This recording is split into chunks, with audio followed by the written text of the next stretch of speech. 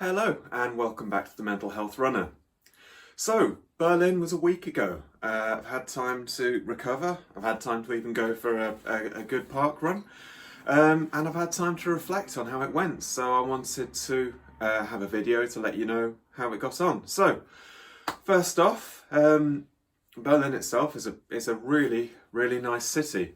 It's crazy, there aren't many spectacular places or must-see buildings or anything like that, but the whole city's got a great feel to it, and the history there is fascinating. I'm really interested in World War II, Cold War history, and learning about the Berlin Wall and actually seeing it, particularly in places like Bernauer Strasse, was absolutely amazing. So yeah, really, really interesting place to visit. So first things, we went to the expo. Great expo, easily the biggest expo I've ever Indy. Easily the biggest expo I've been to. Loads and loads and loads of stands, some really good deals going on. There was some fantastic deals on shoes. I could have gone there and come away with, Indy, you're gonna have to go. I could have come back with dozens of pairs of shoes, but Ryanair's baggage allowance meant that I had to only come back with what I went with. But I did get to try on some shoes I've been really interested in. I tried on some of the Nike Pegasus Turbo 2s, which felt fantastic, and they are definitely on the shortlist for the next shoe. I also tried on the On Running Cloudflow, which I was just astounded by. Actually, when I tried it on, the fit was really good. Standing in it, walking in it, it just felt really weird. But actually, doing a run in it, it was fantastic. And yeah, that is totally on the shortlist for my next shoe. I'm actually going to the running show at the NEC in January, and that's going to be when I get my shoes for next year. I'm trying to get my goals and plans sorted out for next year. But yeah, the Turbo 2 and the On Running Cloudflow, they are definitely both on the agenda for that. But yeah, Expo, great. They had beers, they had hot dogs. It was like a party, basically. It was great. I just tried to get rid of the dog, but he didn't want to go, so I'm afraid he is going to be staying with us. So yeah, the expo was fantastic. Organisationally not amazing, but yeah, the expo was great. On the Saturday, we did the breakfast run, and I have to say, hands down, that was the best breakfast run I've done. So I've only done the 3. I did Race to the Finish at New York, and I did the Paris breakfast run. The New York one, the atmosphere, to be honest, I thought the atmosphere of that was the best of any run I've ever done. It was just fantastic. Yeah, and that still is the best atmosphere run of any run I've ever done. But the Berlin breakfast run, it's free. It's open to everyone, so my wife was able to come along, even though she's not doing the marathon.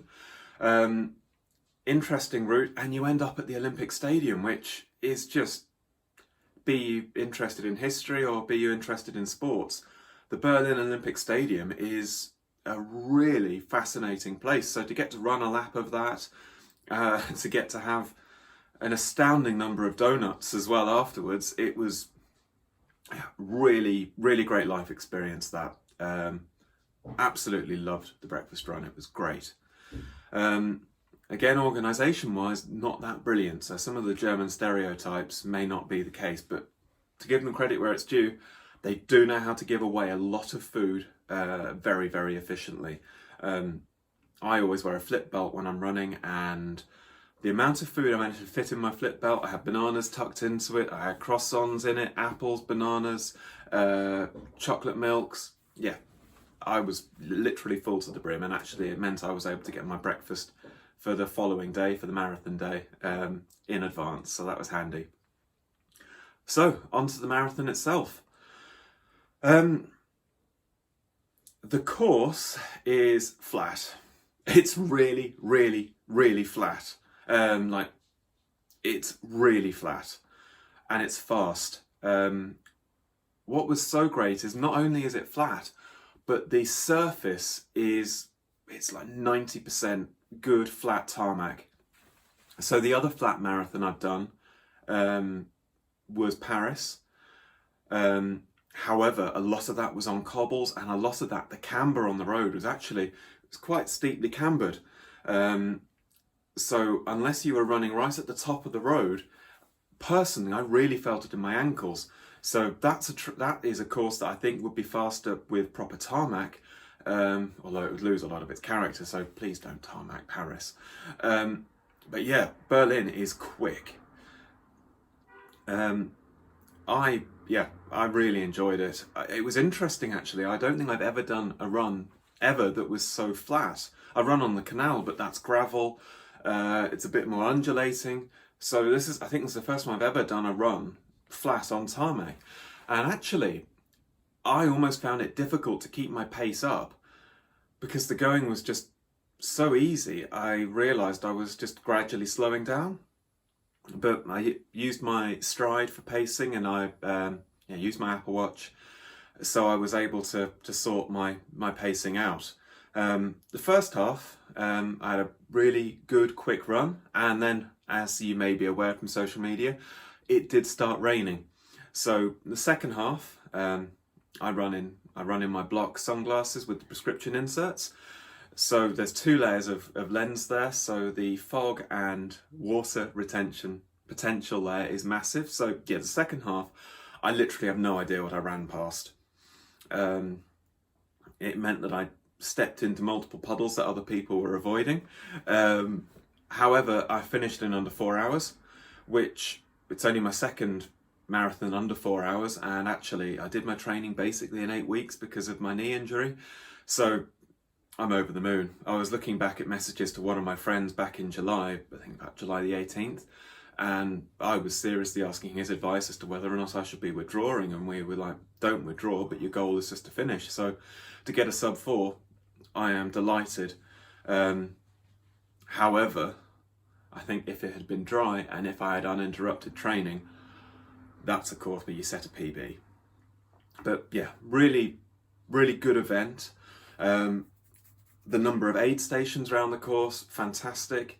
The different drink selections around the course, fantastic. There was a Red Bull stand around mile 18, which, thank you Red Bull.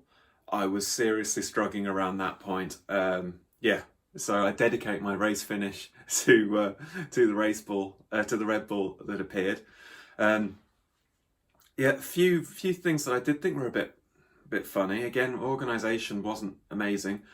The start village, every marathon start village, you basically go there to queue to go to the loo, and then if you've got time, you join the queue again to go to the loo again. That is how marathon start areas work. You spend 45 minutes in the queue, stretching as you go, and then you either go straight to your starting block or you join it again. If anyone tells you to do anything other in the starting village, they either have a hotel that is literally 10 minutes away from the start, or they don't want to tell you that they went to a portaloo. However, the queues here were easily the biggest I've ever seen. There were people who were actually getting worried about missing their starting blocks. However, it turned out actually there were loads more loos, they just weren't signed. So I only just made it to the start area in time, and as soon as I started heading toward the start area, I saw so many portaloos with absolutely no queues. The whole start area, the signage was terrible. If you want to see a start area done well, go to New York. That start village is so well set out. Plus they've got therapy dogs, so it wins. It's so well organised. It's so clearly signposted. But Berlin, I'm sorry, I had to stop and ask for help. And being a man and being on the autistic spectrum, speaking to strangers and asking for help is not something that I do. But yeah, I had to stop and ask for help to even find where to go. which personally, I don't need the stress. I want my marathon start to be as easy as possible. I don't think it's any coincidence that my fastest marathon was Paris, which was also my easiest marathon. Staying very close to the start area, really easy, straightforward starting area. I was warmed up before I even got there. There was loads of facilities. I could talk with Penny right up until the start.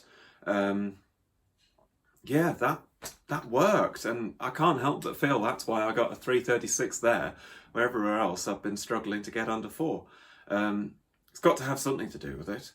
Likewise, the finish village, it was great. The the finisher bag that we paid for, not a gift bag at all, had some really good stuff in it. Medal was fantastic. I have to say, getting to pre-order the engraving, brilliant move. Queuing up in the rain on Medal Monday in New York to get mine engraved that was 2 hours in the rain I could have done without. But again, the signposting to get out of the finish area, it's a bit lackluster. And worse still, I mentioned in my video before about the championship, the running tab that goes on your shoes. If you don't return that by a certain time, it's 4:30. Are there any signs about where to put that chip? No. Fortunately, in the end, I was like, you know what, if it costs me €25, it costs me €25. I want to meet up with Penny and I want to get back. And I happened to walk past a place where the chips could go. But yeah, considering there's a €25 penalty, it would have been nice if they'd been a bit clearer. But it sounds like I'm slating it. Brilliant marathon. Start-finish area could have been improved, but really, really good event.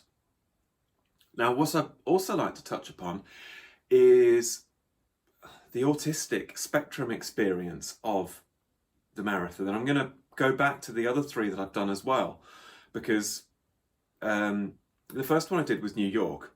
Now, there's loads of information online about New York. People like Dirty Old Sneakers. Without the information he put on YouTube, and actually I met him at the expo and told him that he literally made it possible for me.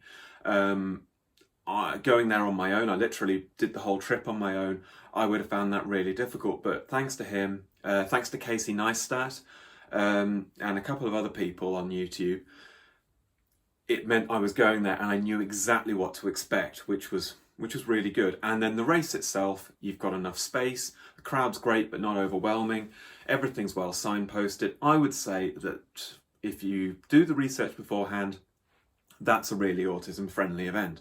Likewise, Paris, really straightforward, really easy, spacious track. You're running on your own a fair bit more because the crowds are sort of a few 100,000 as opposed to 3 million at New York. But there's good support and yeah, you've got enough space. But I tell you what, I found London really, really overwhelming. It's a congested race. I think ultimately they've got too many people entering that marathon. It's narrow roads. You're cramped the whole way around. Like the Cutty Sark, it's great to run around it, but it's a traffic jam. And then you get to Canary Wharf and Isle of Dogs, and the tall buildings either side, they magnify the sound, and it's really, really overwhelming. The second half of London, for various reasons, I didn't enjoy until I got to Embankment, and so that's a third of a marathon that's meant to be one of the greatest in the world, and I was pretty miserable. So I would say if you are on the autistic spectrum and you want to do a marathon, go for it.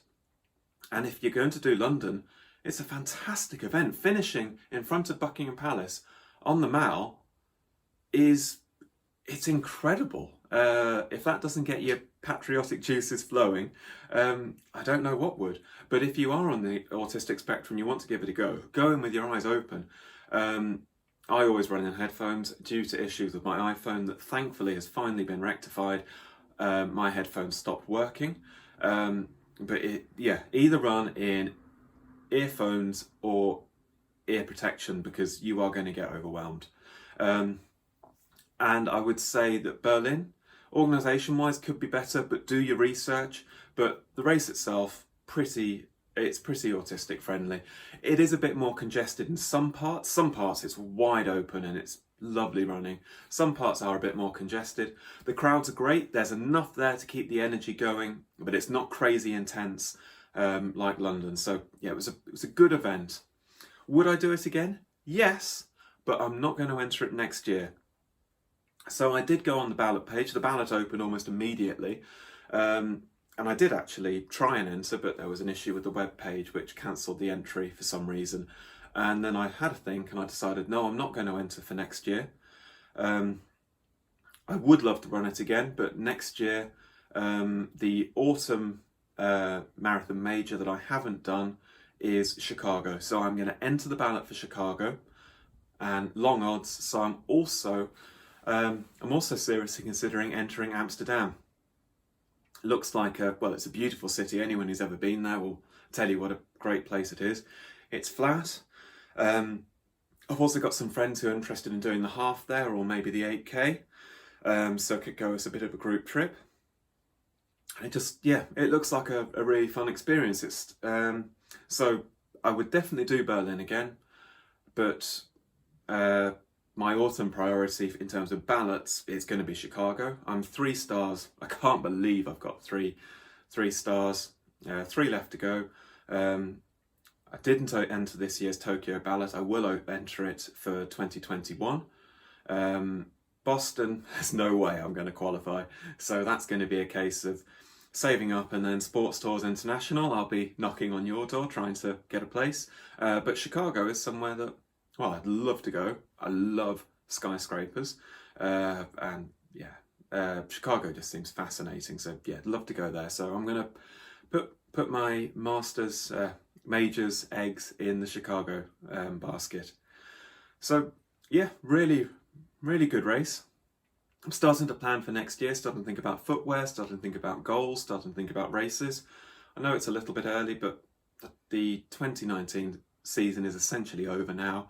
I've got a 10K next weekend for the Birmingham Running Festival, and I'm also doing the Silverstone Half, which I can't wait for. I love cars, so getting to do 3 laps around Silverstone, really exciting. Plus, if there's anywhere I'm going to beat my half marathon PB this year, it's going to be on a racetrack. So yeah, can't wait. So I'm starting to think about next year, thinking about maybe doing a few marathons that aren't destination marathons. I have to say, Milton Keynes is looking like a really interesting one, so we'll have to see. Last marathon of the year done. 4th in 11 months done. It's been absolutely fantastic. I've learned loads, and next year is going to be about bigger, better, faster, stronger, I think. So thanks very much for watching, and I look forward to seeing you in the next video, which is going to be a lot more depressing. It's going to be autism focused, and it's going to be me unloading some major gripes. So look forward to that one. Thank you. Bye.